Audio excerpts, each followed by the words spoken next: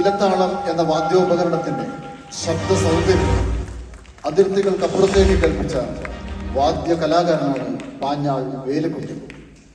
ചെണ്ടവാദനത്തിൽ അരങ്ങേറ്റം നടത്തിയാണ് വാദ്യകലാരംഗത്തേക്കുള്ള വേലുക്കുട്ടിയുടെ കടന്നുവരവ്. Panjal Velukutty Kerala Sangeetha Nataka academy 2023 award നൽകി ആദരിക്കുന്നു.